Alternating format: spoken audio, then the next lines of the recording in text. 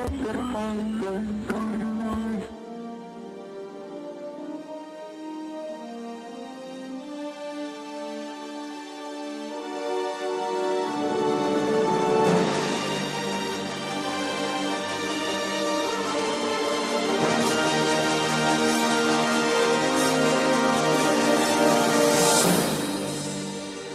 everyone, and welcome to the Contiengecy Plan Podcast. My name is Jedi Master David, and with me, as always, is Darth Austin. Hello, everyone.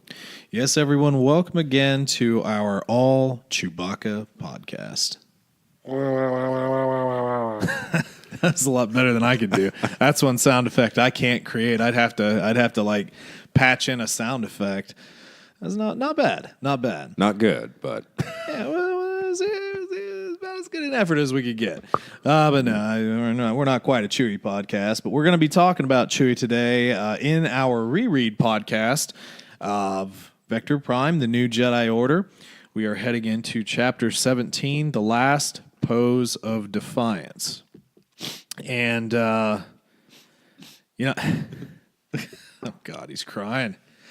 I told him last week that there was going to be something very significant coming up that was kind of a split in a lot of the fandom and sort of how they took this at the time. And, I mean, we'll talk about it, obviously, but, I told him last week, and then he texted me the other day before coming up. He's like, oh, yeah, it's something. I was like, I forgot about that. Yeah, it's like he forgot, yeah. So, yeah, pretty not a big chapter. No, not a big chapter. Doesn't need to be. No, but a little bit more impactful, I think. Oh God, yeah. So let's go ahead and jump into Jedi Council. How's it been going this week? Pretty sweet. Yeah. 32 hours of work in 3 days. I have done nothing, but I'm surprised I was able to read this whole chapter in 1 day. Yeah. I mean, truthfully, that's how little time I've had, but I've had time for that. A few hours of Red Dead and work. That's about it. So yeah, Red week. Dead. I've had a couple of friends now kind of talk about it. I've seen some of the gameplay online. Still don't know if I'm going to buy it. I would really recommend you buy this. Yeah, one. I know. This is one that I think you would really enjoy. I've heard a lot of people say a lot of great things, and I remember the original Red Dead. I probably never finished the game or got close to finishing the game, but I'm not a big gamer anymore. Like even when I'm here at home and I don't have anything to do, my thoughts don't drift to turning on the PS4. And if it is, it's because I popped in a movie or something, or I'm watching Netflix or whatever. But yeah, I'd maybe I don't know, maybe I just and again, it's like. I'm not an early 20-year-old kid anymore. I make a little bit of money, but still, I'm still very frugal, and it just seems like dropping $60 on a game. I give myself 3 a year, and I've already done it. So I mean, I'm locked into enjoying this game. I have no choice. Really? Yeah. See, I think I bought the PS4 like last year. I think maybe last year. I held out quite a while. Yeah. Because again, I wasn't gaming. I had the PS3 and it was just kind of in my space as a Blu-ray player and a Netflix player. And a good one at that. I mean, it was nice to have all those apps and everything if you don't have a Roku. Exactly. And but I did break down and I bought a PS4 because I was like, well, might as well. And I've got a lot of friends who still game and whatnot. And we used to gather up for actual LAN parties when I was younger, playing a little bit of everything, including Star Wars games and whatnot. Yeah. God, I always forget I have my computer in front of me. I can actually accurately name this game now. Empire at War. I always forget the name of the game. Empire at War was like super fun, like really base graphic strategy game. Did you ever play that? I don't think I tried that. So you have the computer game. Yeah, you have the Empire and then the Republic, and you have a map. and you just like you try to capture areas and you get in engagements and like you drop troops and So it's a RTS basically. But it was a lot of fun, you know, strategy based.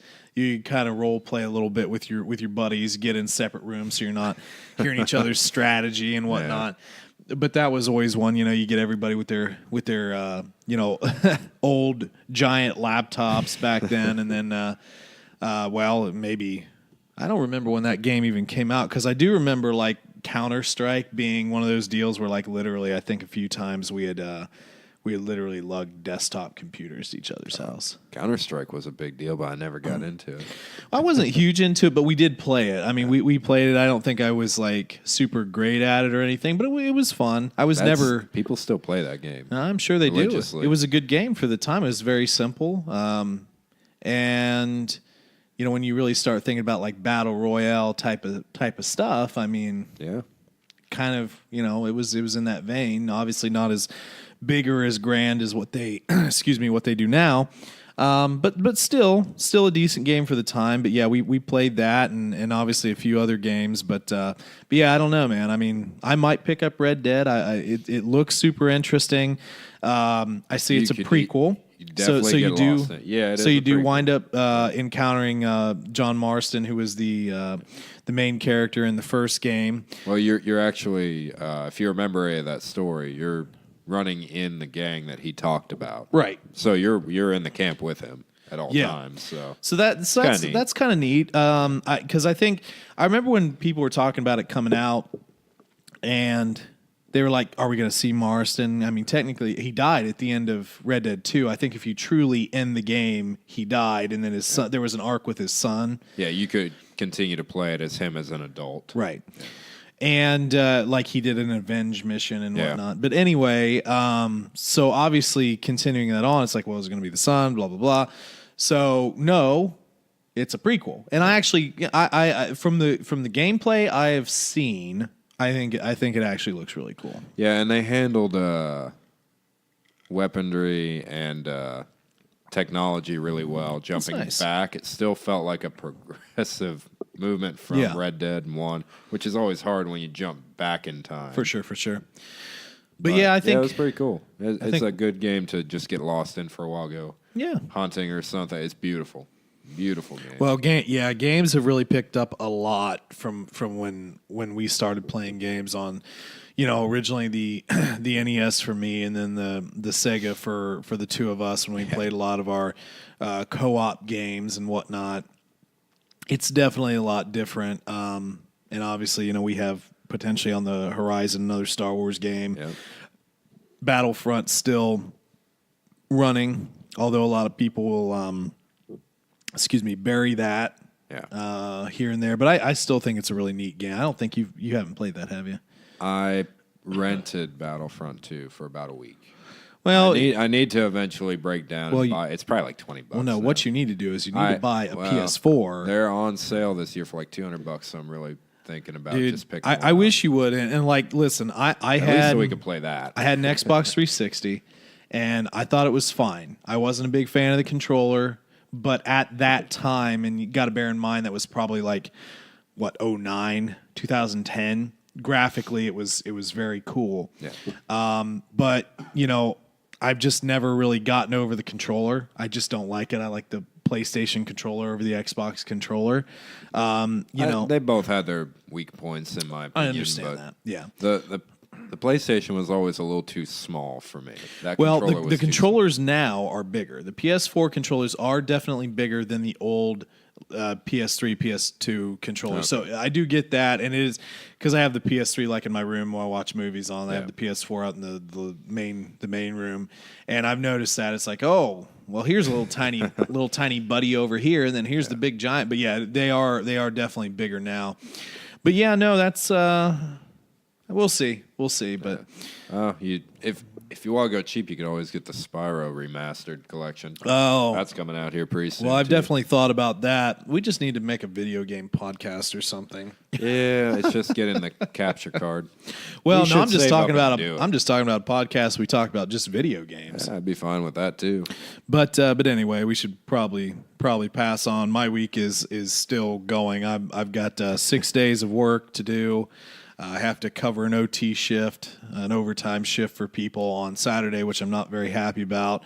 That is one of the joys of managing other people, which, whatever. But yeah, so I get to sit there on a Saturday with like 4 people in the building. And you could do anything. Well, I actually do have some stuff planned out, so I can just get ahead for the month, and then I'm taking a full week of vacation off. So next week we should be hitting pretty hard, getting some podcasts squared away, and getting some possibly some videos for YouTube squared away. Definitely want to look at trying to do the solo review. Finally, we've been talking about that for years now. Yeah. Obviously, a movie I think we both like, but we still want to talk about it in long form. So might try and do that, and I'm also thinking we might head up to the little bit of the Amish country and get ourselves some good cheeses and some. I will introduce you to Breidenbach Winery, and then. That'll be fun. Well, they're I don't know how many of our listeners are, and obviously we're, I'm not like a big drinker or anything like that, but I do enjoy. I'm actually having a small, like a whiskey sour right now, but I just felt like that kind of night. But a good like an actual good wine is really cool. I don't really like the dry stuff, but dry wine is nasty. I'm sorry, I've never had one that I enjoy. Well, I'm with you, but their wines, so you get a strawberry. The last time I went there, I bought 4 bottles. I bought a strawberry. I bought some like mixed berry, which is like blueberries and raspberries or something, and then I bought their house. And their house red, and then there was one other one, and I don't remember what that one was. Wasn't that? I feel like you've told me about that, and it wasn't a traditional wine. It was like a really weird, like a rhubarb. Or something. Yeah, rhubarb. Yeah, I didn't get the rhubarb, but the person I was with got the rhubarb, and then there was another. I just don't remember. I bought 4 bottles. I don't remember what the 4th was. But anyway, we got back to my house, and I opened the strawberry. She opened whatever else I had, and I drank the entire bottle of strawberry. And it was literally like drinking a liquid strawberry. It was ridiculously good. I know, I'm a big dude, big old, can't drink fruity wines. Listen, man, that's what wine is. It's fruit. And then I cracked open their house red, and I was like, oh my God, it just keeps getting better. And then the berry, literally, I drank through like 3 bottles of wine, and it was horrible. And I don't recommend you doing it, but it was so delicious. Do you have a bit of a headache the next day? No. Really? I do not get hangovers. It's just wine does that to me, though. Yeah, and I do understand that it's a lot of sugar. For me, no, I've never had a hangover. However, there are times like I have trouble getting to sleep, and I'm like spinning around. It's like, but I haven't really done that since college. Yeah, it's been a long time. Like I said, I'm not really a big drinker, but yeah, we gotta take a little trip. There is like the last East of Chicago pizza there, so we're gonna get East of Chicago pizza because I don't know why, I just like their pizza. I haven't had it for a long time. It's literally because the other one is in Lexington. Lexington still has one, but yeah, they're just, they used to be more prevalent around Ohio, and then they just kind of got ran out. Marco's was another one that was almost ran out. Now it's making a resurgence.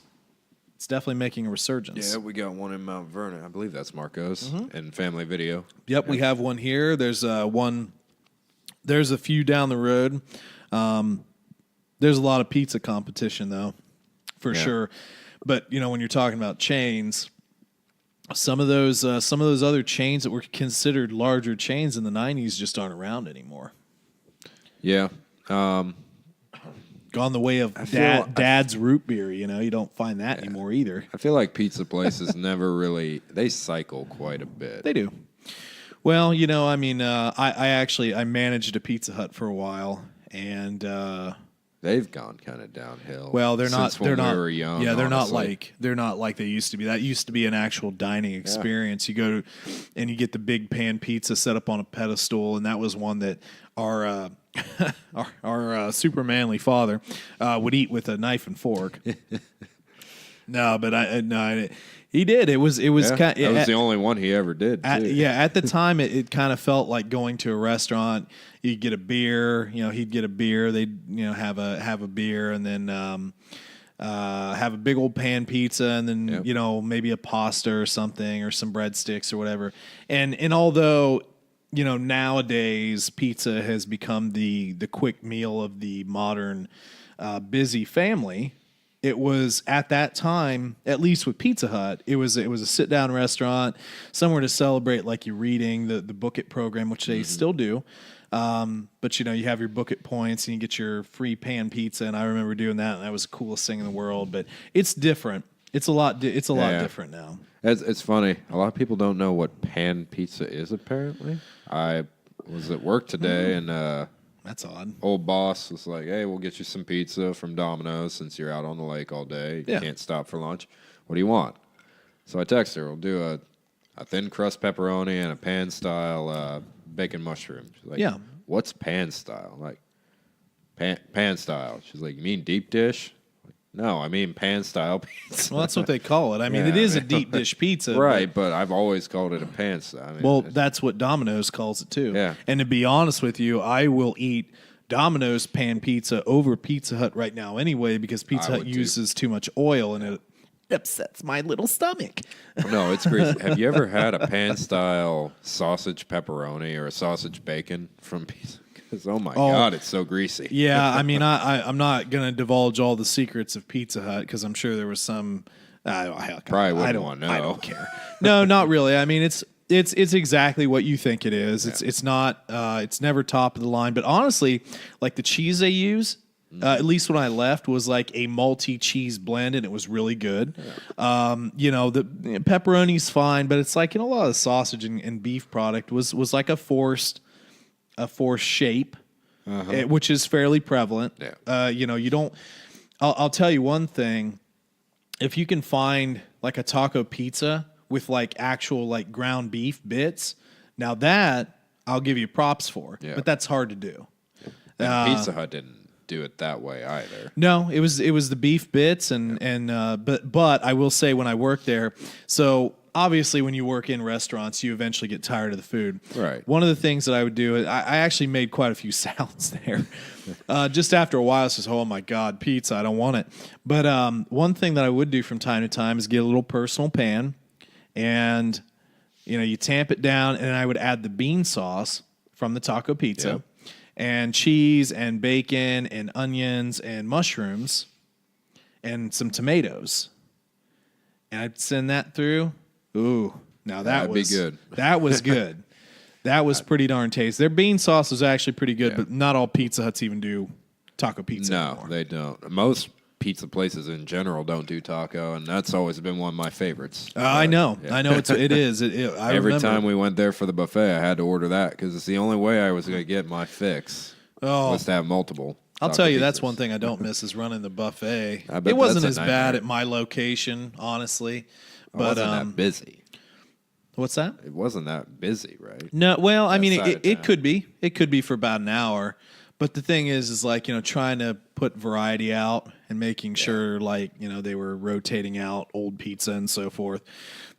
Because there's nothing worse than just seeing, like, 10 different pepperoni and mushroom pizzas out there. And honestly, that's what it is now. I went there like a month ago, and that's how it was. They had like a thin crust pepperoni next to a pepperoni mushroom pan style, next to a mushroom bacon. It's like, you can't do anything different. No, I always can't put out like that cherry bomb or any of the they don't do that anymore. Oh, they got rid of the cherry bomb? Yeah, they don't do that anymore. So I would do I would always try and put out like a buffalo chicken or like a barbecue chicken pizza, and then your classic trio, which is your pepperoni, sausage, and mushroom, and then just do different varieties and so forth. But yeah, I mean, eventually it all kind of bleeds into each other. Yeah. But anyway, we've been talking Jedi Council here for quite a while. This is going to be like a 2-hour podcast. People are going to be, what the heck's the matter with these guys? So let's go ahead and move on into the HoloNet. And I actually had a story for this. I saw my buddies over at Rebel Watch Podcast post this on their Facebook page, which coincidentally, to do a shameless plug here, let's make sure we do it. If you are interested at all in social media for us, we do have a Facebook page. You can go ahead and check that out. Send us any messages with, say, any of your comments or questions or theories, anything you might want to talk about. Message us there. Darth Austin is in charge of the Facebook page. Or if you have anything else you'd like to send, any long-form sort of write-ups or whatever, you can send it to our email address, and that is tcplanpodcast@gmail.com. And one more thing. If you would like to support your boys here, we do have a Patreon page. It's just Patreon/The Contiengecy Plan Podcast. We have our Dinner with the Patreon series where we have a free-form discussion with some food. So sit down and kick back, get your meal ready, and watch us there. And we'll have more stuff on there as we kind of grow it out. But now it's just sort of in its infancy. So Patreon's a good place to help support if you would like to support the podcast. And we really do hope that you guys are enjoying what we're putting down, because we try really hard. We put all our free time into it. So all 2 hours of it. Oh God, yeah. So let's go into the story here. So obviously we've been talking a little bit about The Mandalorian recently. However, it looks like Disney is going to be doing a second live-action show for their Disney streaming series, currently unnamed. However, it looks like it's going to be on actually one of my favorite characters, Cassian Andor. And he was, of course, in Rogue One. What do you think of that? Well, I think it's going to be great to see what happens to him after Rogue One. I knew you were going to say something like that. Well, obviously... No, great actor, great character. So Diego I'm excited Luna. to see a little bit more backstory on him, and then I'll probably rewatch Rogue One after. It'll be fun. And that was the thing. So in Rogue One, the first scene we see of him was he's talking to his little co-conspirator, and he kills him. Yep. Because the guy can't climb out. He kills 1 or 2 stormtroopers, and then they're trying to get away. The guy can't get out because of his bum arm, so he shoots him to help him get away. Yep. So obviously we had a little bit of an unscrupulous character, potentially, a little bit of a rogue, a little bit of a maverick, maybe a little bit of a bad guy at some points. But this is described, this potential series is described by the studio, mind you, as a rousing spy thriller that will explore tales filled with espionage and daring missions to restore hope to a galaxy in the grip of a ruthless empire. I'm trying to picture James Bond music mixed with, but mixed with orchestral music. That'd be hilarious. Yeah, obviously, I like Diego Luna's portrayal of Cassian, and then they have their own Cassian comics along with his droid, Okay. the Imperial droid, and I'm blanking completely. K2SO, I think. Surprised you remembered that, because I did not. Yeah, so they do have a comic series with them, and I think we've talked about this a little bit. I've been around some of the 501st and Rebel Legion cosplay groups here and there. I've helped them do some stuff. They've helped us with an event, with the Rebel Watch guys with an event when I was, kind of doing some stuff with them. And I kind of fell in love with their passion in what they do. These guys are professional. A lot of them are professional costume designers, or if they aren't by trade, they darn well should be. All the people I met have a fierce passion for Star Wars and the fandom and portraying these characters in the right light. And I got to tell you, some of the events that I've seen, these little kids, and they are freaking out. They love it. And even the adults, they want to get pictures. It's like, oh, I want to get a picture with a stormtrooper. Or, oh, it's Darth Vader. Yeah. Oh, there's Luke Skywalker, Princess Leia, Mara Jade, and all. It's funny, you get some of these guys who do obscure, like extended universe characters, and people know them. They know them. That's great. I mean, aside from some of the younger kids, you see like a shadow trooper or a death trooper, and they're like, "It's Darth Vader." No, that's just a trooper, buddy. So anyone in black armor is automatically Darth Vader, exactly. Right? But no, I think it's an interesting thing. But my point is I've looked at actually getting into it. I considered a death trooper build. Funds right now are obviously a little tight, but and that costume, if I were to do it the way I wanted to, would easily eclipse $2,000. You talking the full fiberglass version? Well, I'm talking. I mean, so you can get the ABS printed stuff, which apparently, I mean, a lot of people said is fine, or you can get like the gel coated like hard stuff.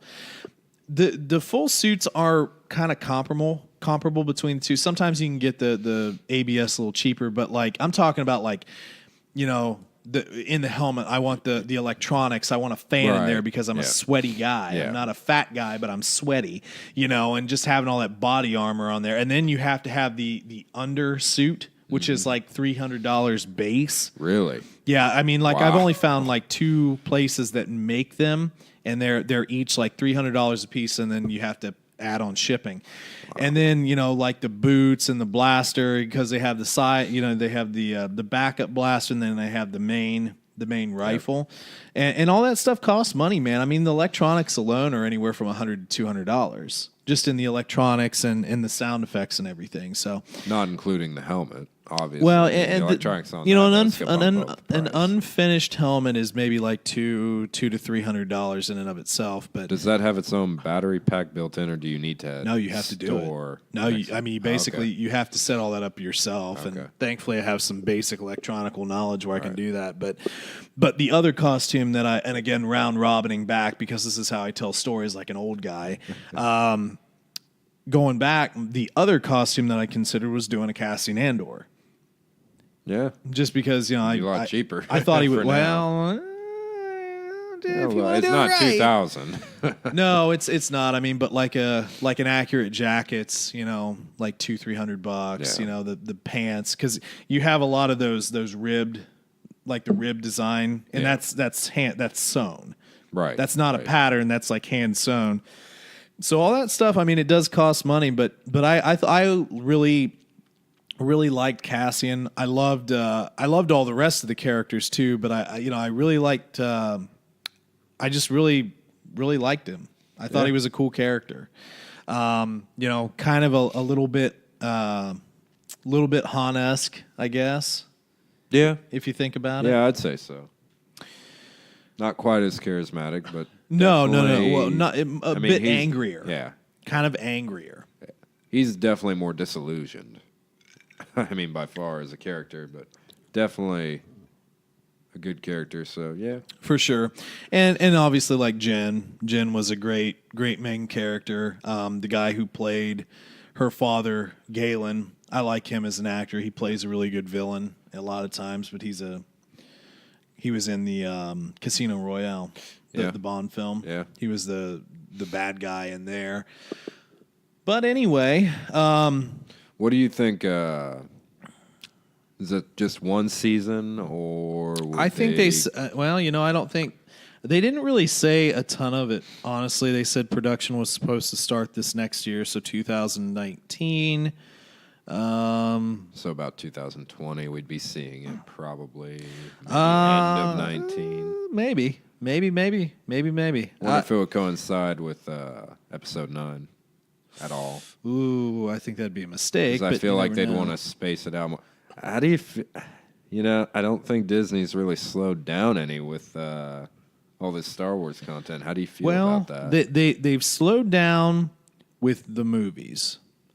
Now, the series and stuff, I understand what they're doing there because they're trying to build up the the streaming service. So in order to do that, you have to have content, right? And you got to have content people want to see.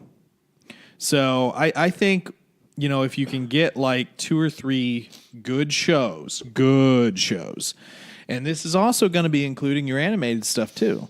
Yeah. So I think that they're building a decent enough catalog to where it will have value, and that's the point of a streaming service. It has to have value. Yeah, and I think the big thing isn't that people want to see it; it's that people haven't seen this.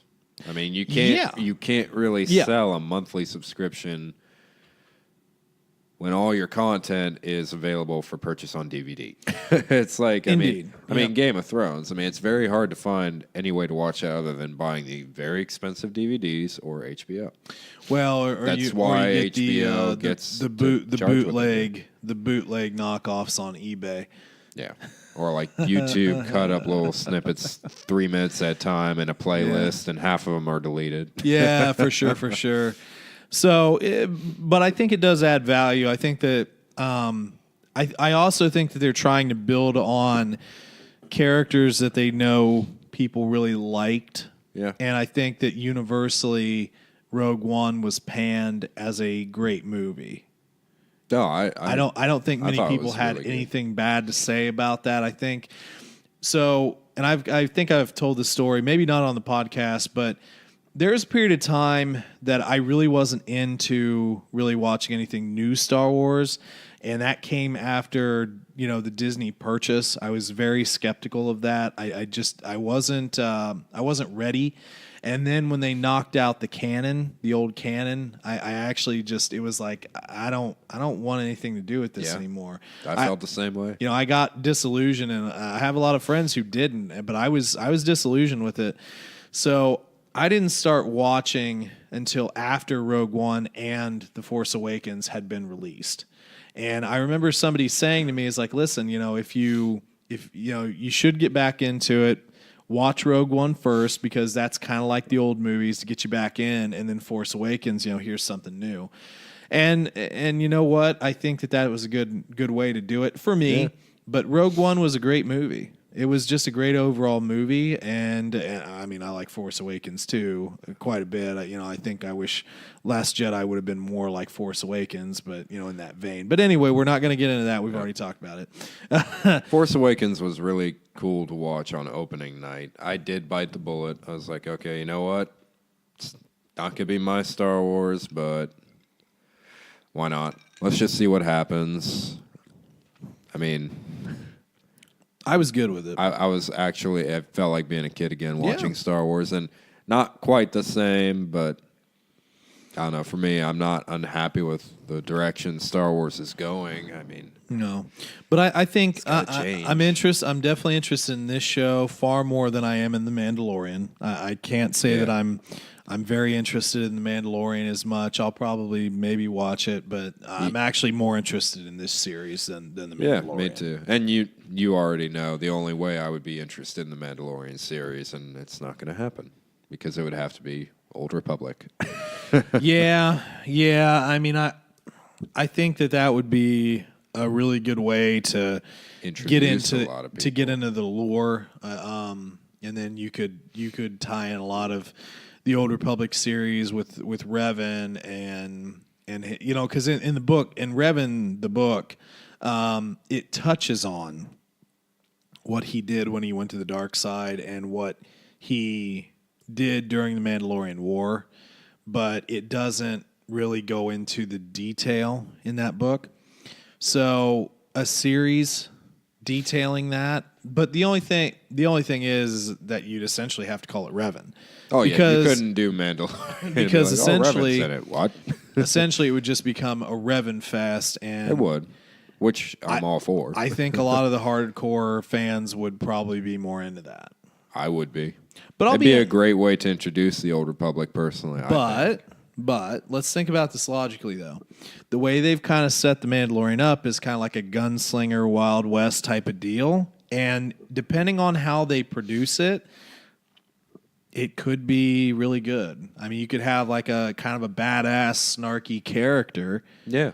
That, for sure. Just kind of steals it away, It just all depends on casting and how they present the script. So we'll just have to wait and see. But anyway, let's go ahead and jump into the reread here.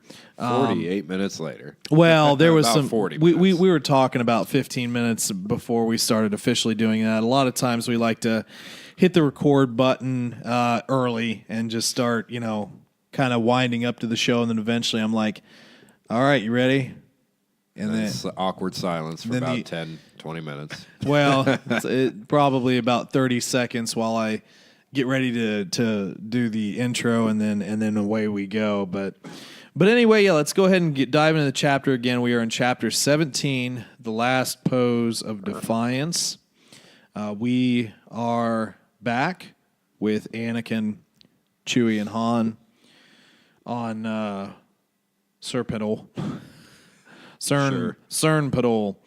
Now, obviously, it's not. I'm sure somebody's probably just beating their heads against it. That's not how it's pronounced. But anyway, so they're on the planet, and obviously the backstory so far that we've got, Lando sent Han with some cargo to the planet. It was a setup. Yeah, it's a trap. But anyway, they do. It's strange. The people are acting strange. They meet this old guy who turns out to be the quote mayor, which we'll get through this chapter.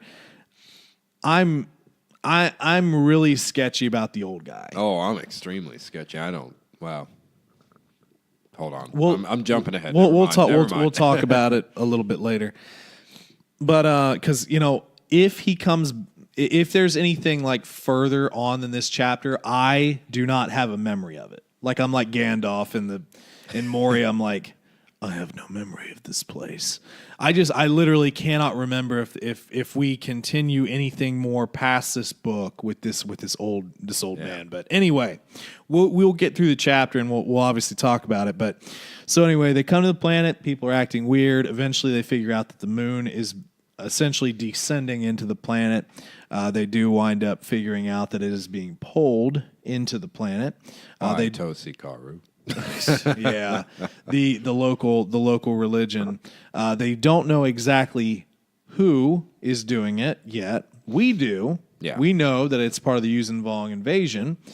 But essentially, they're trying to maybe attempt to stop it, or at least trying to save as many people as they can from the imminent destruction of the planet. And this would be scary as hell. Oh, God, yeah. Can you think of that? Just the moon is just falling down on your planet? I mean, the way they depict just the wind, the gale force wind Yeah. that they're dealing with, Well, it's like, how are you even doing it? Natural disasters have got to be cropping up. The planet's got to be breaking apart. Right. But anyway, let's kind of start rolling in here. I think I'll read a little bit of this first paragraph, and then we'll kind of pop around like we normally do. The ground rumbled and rolled, and a great wave of splintering rock reared up at them, toppling a building onto the street. Anakin banked the light speeder and throttled up, weaving in and out of falling and bouncing chunks of stone, sweeping past people screaming in terror and pain. A couple of soldiers,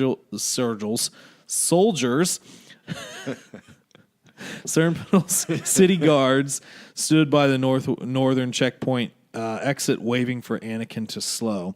So, okay, I did want to say this because I thought it was a weird bit of writing. So everything, we have earthquakes, rocks going around, a building gets toppled, Anakin's banking around in a land speeder, and then here are just these two guards just, slow down. What are you doing, buddy? Just imagine that that little,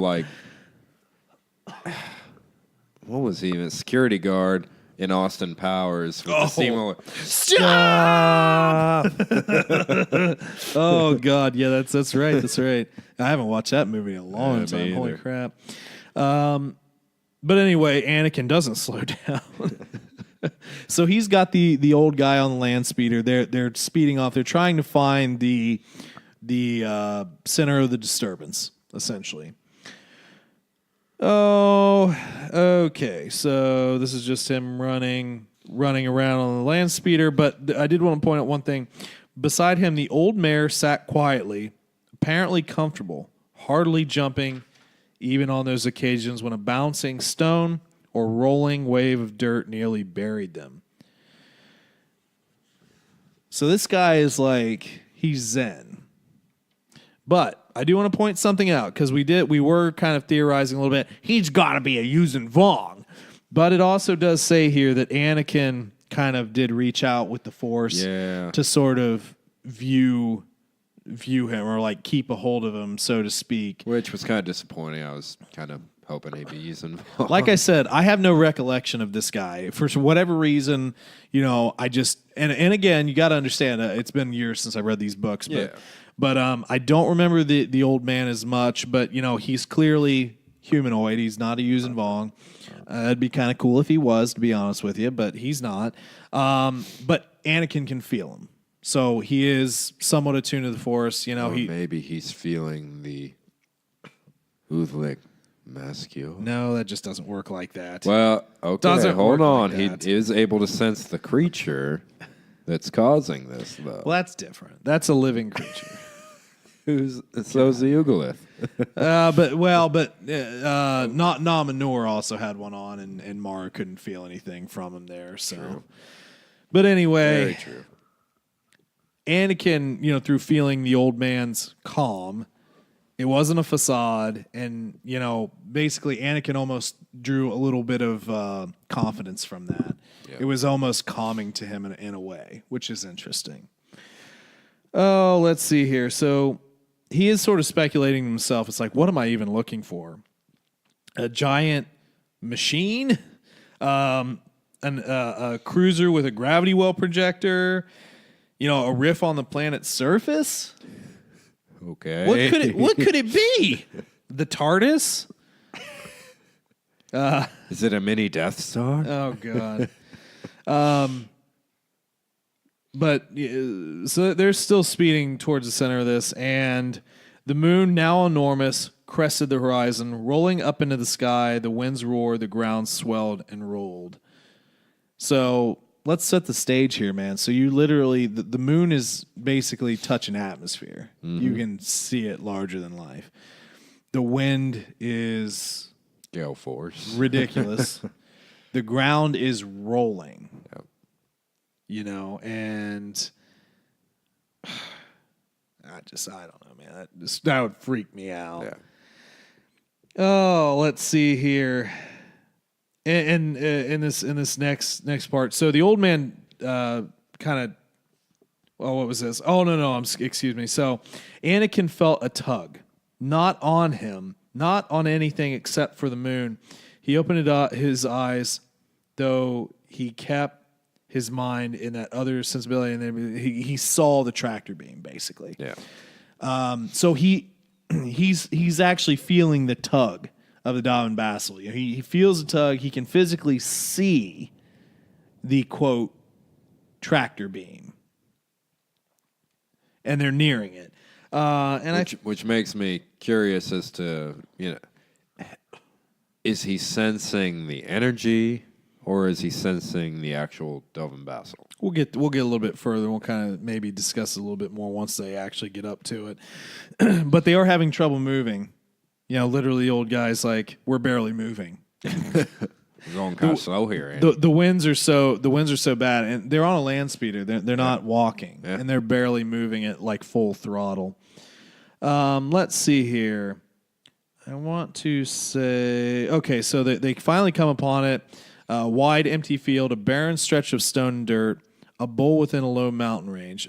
Anakin immediately spotted the crater in the middle of the field and didn't have to fall back into the Force to know that this was the source. And the crater was not large, barely a couple dozen meters across, nor was it deep, perhaps 10 meters. And there at the bottom sat something that resembled a huge, pulsating, dark red heart with deep blue spikes all about it. Cool. Yeah, so basically you have just this giant blue veiny heart. Yeah. Just bringing the moon in. Didn't they already describe the Davin Basels, and they didn't describe it that way though? To be honest, I don't think we've forget had a description of the Dobbin Bassels yet. They have talked about them because that's how they're talking about propelling and stopping ships. Yeah. But they haven't specifically described them yet. So this is an interesting thing. So you're again, gale force winds, rolling land, big moon up to the sky. Soldiers yelling at you to stop. Yeah, here's a giant blue veiny heart for you. Good job, Anakin. Have a good time. So Anakin does attempt to shoot it. Yeah, because that would work. Yeah, he pulls out his blaster and tries to blast away, but the Dobbin Bassel basically it just stops the bolts. It essentially is like repelling it, but it's not sending it away. It's just dissipating Absorbing the it. energy. Yeah, exactly. Makes you wonder if you got near it, would you have the same effect, or is it just on blaster fire? God, I don't know. I feel like if you were standing on it, it'd rip you apart. Yeah, probably. If You it's know? able to do all that, the gravity alone. Yeah. Yeah, the G-force of it. Well, here we have we finally see the Millennium Falcon come back around, and Hans says we got to get back. Chewie's organizing the retreat from the planet, but we've barely got enough ships. And Anakin goes, "There's a creature down here. It's a living thing. I can't shoot it." Of course, Han's like, it doesn't matter anymore. We've got to get out of here.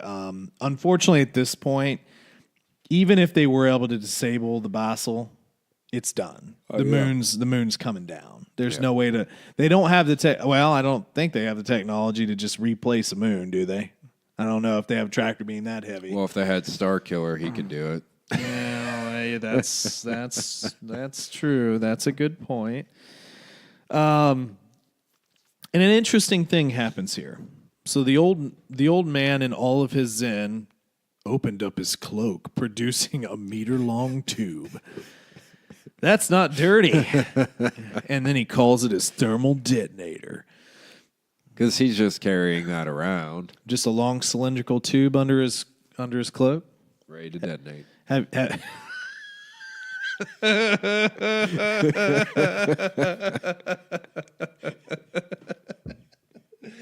Oh, that's really bad. I think we just went into the PG-13 realm there. That's okay. Oh goodness! Everyone else was thinking it. No, I gotta have a second for that before I can. That was a good one. That made me laugh. So yeah. Anyway, the old guy has a thermal detonator. The last thermal detonator I remember was a little ball that Leia had, but whatever. Shh, we don't talk about that. But basically, the old man is. What does he say? I want to say he says something here. Oh, I must at least ensure that this devil doesn't escape to destroy another world. So that's an interesting thing. They know it's a living creature now, but why would he think it would leave? Right. Why would you Why think? do they think it's going to survive? Yeah. Yes. So again, this is why I'm super sketch about this, and it's like I said, if this guy comes back, I just don't remember because I feel like he would. Because what does he do after he says that and whips out his meter-long tube? He jumps in the crater. Yeah. And what's Han's one-liner? Strange old man.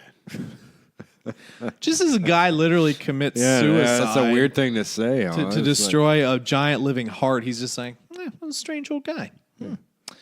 Anyway, we should probably get back and help Chewie. Yeah, probably follow some hokey religion. But, hey, let's go save Chewie. Let's go get the people. Is just kind of a weird thing. So, again, the old man just jumps in the crater with a bomb.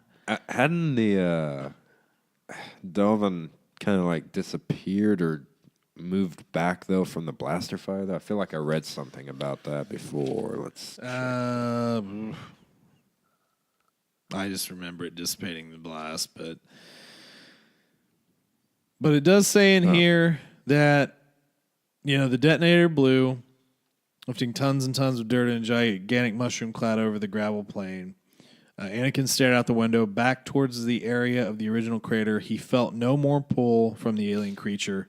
He got it. he informed his father. Han nodded. The old man hadn't brought them a minute of time, hasn't saved Serpental at all, but still they both understood he had done something truly valuable and heroic. Maybe. Yeah. I think that's a bit of a stretch because, like I said, maybe we just don't know all the power of the Basel, but it seems like a giant moon and a planet's destruction might kill the thing on its own. Yeah. Who knows? You don't know how strong that shield is. We need to it could read be on. more than an energy shield. Well, we definitely need to read on because, like I said, I need to brush up on my Basel lore. So anyway, we switch point of views here. Get back to our old buddy Dagara. Dagara. Ooh. So, Dagara is obviously like he's hyped. Plans are in place, man. Everything's going great. Resistance has been minimal. And let's see here. He prays a little bit to Yun Yamka. Yun Yumka. Sounds good. I don't care. Oh man. Wow. On that one, I'm not sorry. Not into those hokey religions? Jeez. Oh, my God. Oh, wow. That's just I know. horrible. Just evil. Just a terrible person. Well, anyway, at this point, Dagara communes, I guess we'll say, with the war coordinator. Really want them to touch more on that, by the way. They just gave us a little snippet, and that was really interesting. Them merging consciousness. Yeah, I mean, they specifically say he gave it his feelings as it recited its own to him, and they knew they were of like mind. Yeah. So it's an interesting thing, because obviously, like our Jedi friends commune with the Force, and they have those sort of encounters with the Force. Right. Whereas the Yuuzhan Vong do not commune with the Force, but they commune with living creatures. And in the case of the war coordinator, they literally commune. Yeah. In somewhat the same way. They're sharing their feelings, and they have this feeling of almost, it doesn't say one mind, but like mind. Right. So that's kind of interesting, I guess. It is. But at this point, they're saying it's time to expand, to reach out and begin consuming vast reaches of this galaxy. And Dagara goes to communicate with through his little Vilip. It actually says in here he was going to go to Yaminkar's Vilip. Ah. Now think about that for a second. Yeah. If he did, he's dead. Yeah. If he would have went to Yaminkar's Vilip, do you think that they would have still wanted to accelerate their plans? Or would they have slowed? Because he wouldn't have gotten a hold of Carr. Carr's dead. Right. And who knows, maybe Luke's face would have popped up in the Vilip. A Jedi? Yeah. Ooh. Story could take a very different turn just on a Vilip. Yeah. I don't know. I think they might have. They're really excited right now. Well, they are. So he's at full mast right now. Yeah. So I'm not 100% sure if that would have really changed much for them. I think they would have sent out maybe. I mean, I'd assume they have hit squads to go after them, probably. So maybe. I wonder. I wonder if it would have changed the plan, because as we get through here, they're basically like, do you want to say their phrase? You want to? Oh my God! Hold on a second here. You want to find that in your copy of the book and try and, because they utter this phrase which is basically like, I mean, it's a bold proclamation, but it's a call for the most ferocious, like, attack, unbridled, unchained, Yuuzhan Vong rule type of call. Skyrim shouty. Yeah, Foos Raga. Yeah, gotcha. All right, so I'm going to attempt this. Get it. Doch roh ik vong prat. That's good. I think that sounds pretty good. I think it sounds good. And I guess I don't think I said this, but he got hold of Nominor. Yeah. No, he's not just saying it to himself or to the war coordinator. Yeah, but anyway, again, back to the Villip. He was gonna. They had the snippet. Maybe we'll talk to Yamankar. Nope, I'm gonna talk straight to Nominor, and we're gonna get this thing going. And so they utter this phrase to each other, and again, this is basically like activating that hunter instinct in them, which is interesting.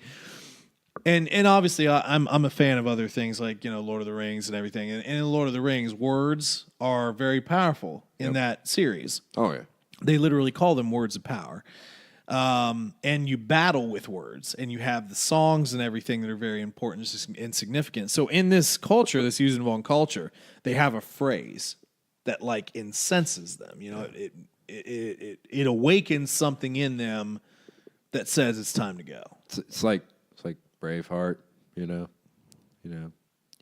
freedom, kind of like that.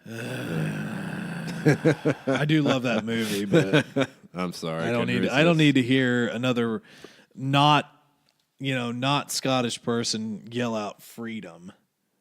Well, get out of here. But he was pretty good at it. Well, no. I'm not talking about Mel Gibson. I'm just talking about like somebody like quoting the movie. Just shut your mouth. Anyway, let's move on because we go back to the point of view of Han, and we're going to start getting a little sad here.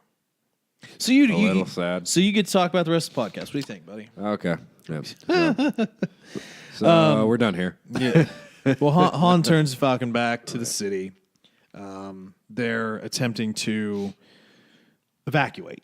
Again, that's what they're doing. Chewie is back at the little staging area, trying to get people together, get them in the, what do they say, like 100 ships on the planet they had? Yeah, which they only reference a few, but... I thought they said 100 at one point. No, they did. They did say, gotcha. but they only mentioned like a few, like actually taking off in this chapter. But you got to understand how futile they have to feel like this all is, because no matter what they do, the majority of these people are already dead or are going to die.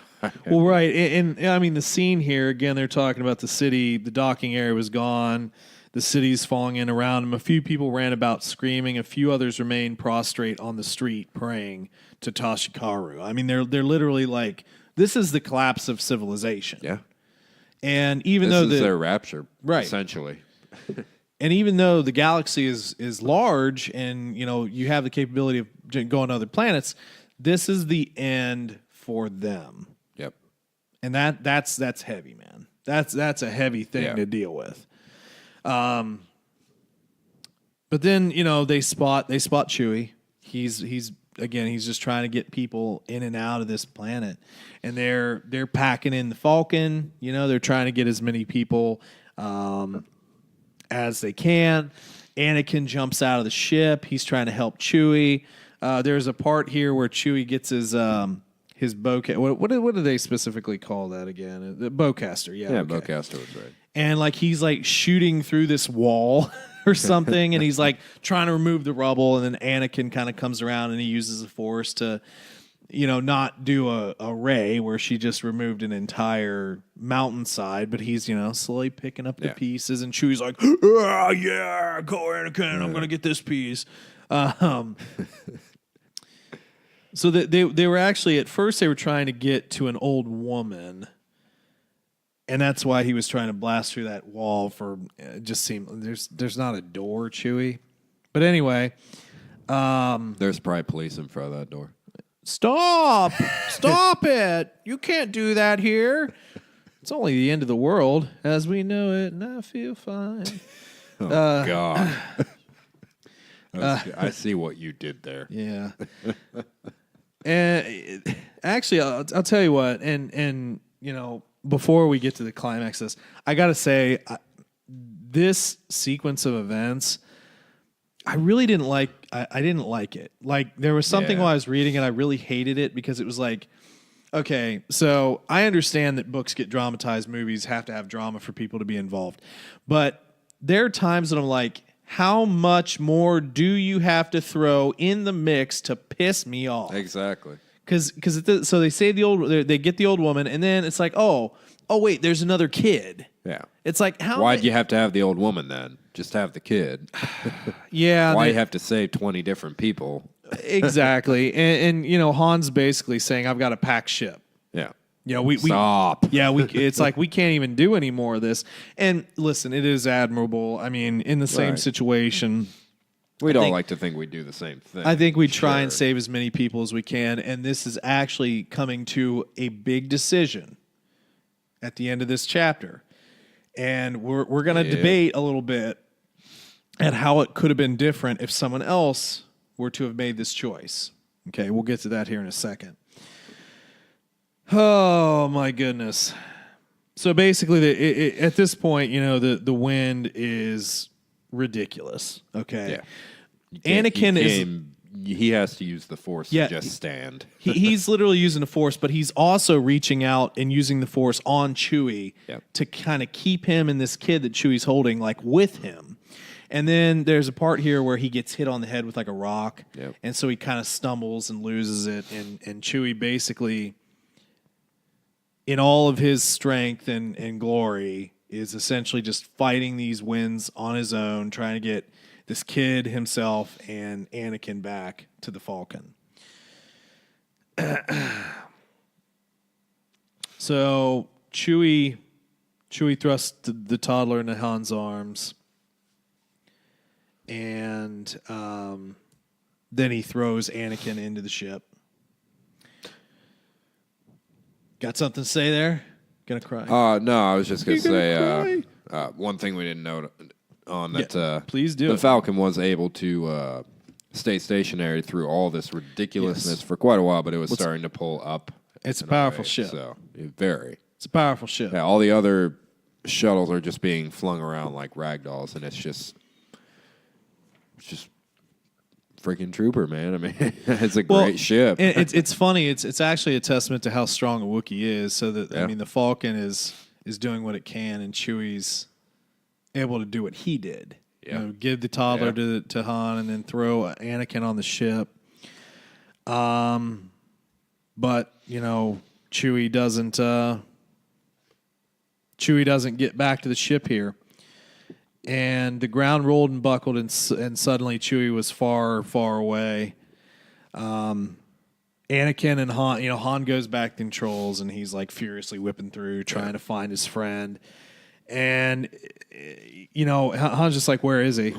And Anakin feels him in the Force, so he's not dead. Yeah. He feels him in the Force, and then, Han basically just here, take it. Gives him the controls. And Han goes to the landing the ramp, and he just says, "Get me to him."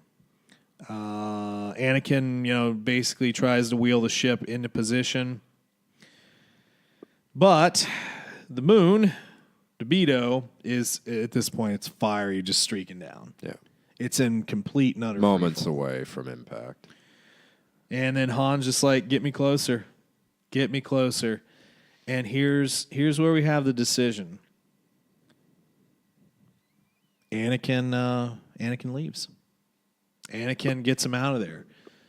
They were out of time. Anakin knew it immediately. If he had turned for Chewie, if he did anything other than take her straight up and out, the explosion of the crashing moon would tear the Falcon apart.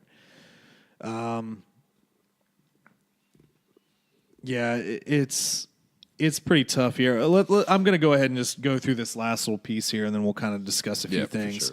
For sure. Han Solo, a battered and bloody Chewie, regained his footing, stood up high on one pile of rubble, and faced the descending moon with arms upraised and a defiant roar.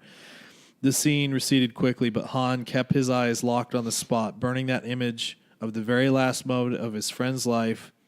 I just lost my spot. Undeniably into his consciousness.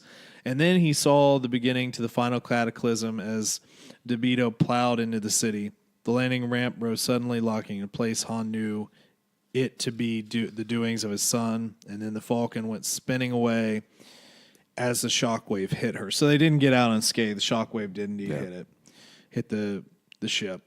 Han didn't even consider the danger to him and the others, not even to his son at that critical moment. He just thought of Chewie, of that last tragic image, the Wookiee shaking his fist at the great, undefeatable enemy, a fitting last pose of defiance. Oh, he said it. But one that did nothing to mend the tear ripping through Han's heart. So, okay, let's rewind a little bit here. So let's say Han's at the controls of the ship, and he sends Anakin to the ramp. Would Han have pulled the ship out in time? Kind of difficult, isn't it? I don't know that he would. So this is a riff that we're going to see, and I don't want to I try not to skip around too much, but there are obviously things that I remember. But this is going to be a significant event between father and son for a while here. Chewie saved Anakin, at the risk of his own life, and Anakin attempted to save Chewie, but they were out of time. They didn't have enough time to do it. There was really nothing that they could do, although, it's always going to be one of those things listen, Han and Chewie have been together forever. Mm-hmm. Chewie, even though it's kind of not exactly true if you really look at it, this whole life debt thing, I think he's repaid Han 10 times over in the debt. But, he's gone. One of the more beloved, backing characters is now gone. Yeah. And I have to be very, very frank about this. This was probably one of the worst decisions they made in these books. It was stupid. It was a senseless. It was kind of a cheap heart pull. Yeah, I agree. I mean, the entire build up to it is just throwing another brick on top of another brick. It's like, well, I get that he was being noble, but you're just you're taking this cataclysmic storm, no pun intended, of things just adding up to lead to his death. It's like too perfect, Right. It's like an old cheap horror movie. It's like, oh, really, that happened? You would have done that? Yeah, I don't know. It's just tough because, I think his death would have had more meaning if it were further on in the story. Because I hate to sound so cold, but if it was for more than just one stranger that you didn't know anything about, I mean, hate to say, but it's just one kid. Well, there's a kid and insignificant planet. Yeah, Anakin, but sure, they were going to save the kid though. Oh, that's the only reason there. For sure. No, I just, for my point, we're in the first book. We're not even really in the invasion. This is like end of the series kind of material here. If I were to kill off a character, I probably would have killed off somebody like oh crap. Now I'm forgetting his name, the Jedi pilot from the Wooth. Yeah. I would have killed off him or finally did an end to Miko. Somebody that you've introduced, you kind of got to know. But again, I'm not a writer. I'm not a writer, and I'm sure that there are people out here that were okay with this, but I doubt there was many. But to be honest with you, I think it should have meant more. Now, the imagery, my imagination, it was a very well written. It was a cool way, but to me it just felt so early. Yeah, so early in this entire series, so useless. Truthfully, with everything else that's about to happen, it's kind of useless. Yeah, we definitely could have used Chewie in the future of these books, but unfortunately, he is gone. Pour one out for Chewbacca, man. Let me ask you this: which death seems more senseless and useless to you, Chewie's death or Han's in the movies? In Force Awakens? Yes. that's more useless. Yeah, serves no purpose. Is cheap. Pull at the heartstrings. Well, because of what it causes, Chewie's death. Yeah. You know, the Han thing. I think if you would have, this is just kind of diving into a different section here, but if you would have made Kylo much more evil after that, then I probably would have been a lot more okay. But you got to also understand, Han Solo was my favorite character. When I watched the first Star Wars film, he was my instant favorite character. And that was it. I think that was most people, though, honestly. Well, yeah, Luke was great, I think but he was like a little kid. I think it just depends on who you are. Because there were a lot of people who, Luke, who's going through the Force, and obviously Obi-Wan. But yeah, I mean, Han was cool. But yeah, and then Leia, and obviously Vader, and of course many others.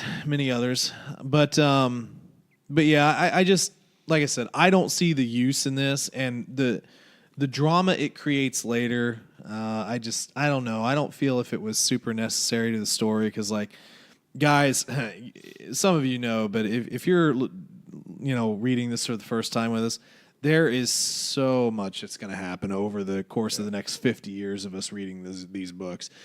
There is so much more that's going to happen, and it is going to get redunculous. Yeah. So, keep a hold on. We're getting there, man. We're getting there. Next up is chapter 18, Storm Brewing. What do you have? 2-3 chapters left. Yep. Do you see the little graphic here in my book? See the face? It's Chewie's face. I have a hard copy, and they have some small graphic stuff at the beginning of each chapter, a little picture or whatever. Like for this chapter, it was the Falcon. Yeah. And then for the next chapter, it's like this almost like water type graphic, but it's if you look at it, it's Chewie's face. It's like USOBs. You didn't have to do that to me. You're just trying to drive the knife in. Twist it in. So, but yeah, let's do some closing thoughts, and we'll go ahead and get them out of here. It wasn't quite a 2-hour podcast, but so chapter, give me a rating, A to F. Can I rate the chapter with and without Chewie's death? Dude, you can do whatever you want. This is our podcast. Okay, so without Chewie's death, 10 out of 10, honestly. The chapter is amazing. It's cool. Very well written. It grips you from start to finish. I'm interested in who the heck the old man is and if he's going to come back. The writing in general was just very well done. Wasn't bad. Wasn't bad at all. With Chewie's death, I'd probably drop it down to like a 4.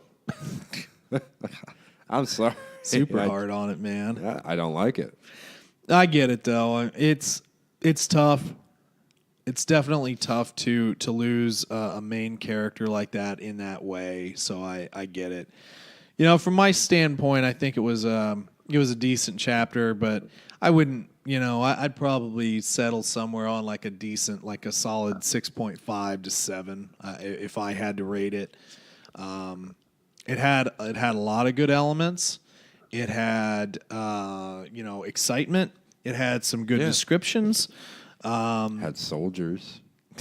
That was the only weird I gotta part of the say chapter. That was a stupid part. That was like the stupidest. I almost want, if it were more well known, that'd be a great T-shirt. Just like two guys like waving, stop, and just see a speeder, just like in the distance or whatever. Their clothes blowing in the hurricane. It almost sounds like a Monty Python skit. Monty Python. Yeah, that'd be the Flying Circus. I was actually just watching. I was just actually watching that earlier too. Is that on Netflix? A lot of their stuff is the Flying Circus and like the Life of Brian and a few other things. Obviously, the whole Holy Grail is not on there. Holy Grail was great. I need to watch that again. We always watch that on Easter. I don't know why, but it seemed like every year we watch that Well, on Easter. we have some we've always had some weird movies attached to holidays. Yeah. But anyway, folks, hopefully you enjoyed this chapter. We're probably going to yak a little bit to ourselves here, but we'll go ahead and get you on out of here. And again, hopefully you liked everything. Make sure to check us out on Facebook. Send us an email to tcplanpodcast@gmail.com if you want to, hit us up for anything. And, check out Patreon. Check out that Dinner with the Patron series. That's something we actually really enjoyed doing, having different conversations and eating food. And hopefully you get some food and eat with us and support your boys and help the show out as we attempt to upgrade and continue to get better as we roll on through this ridiculously long series of books. Yeah. Well, the good thing is, with the holidays coming up, we should have a little time to power through a book or two. You say that now. Yeah, we say that now. But no, guys, thank you so much for joining us for another episode. You guys have a great rest of your week. And as always, may the Force be with you.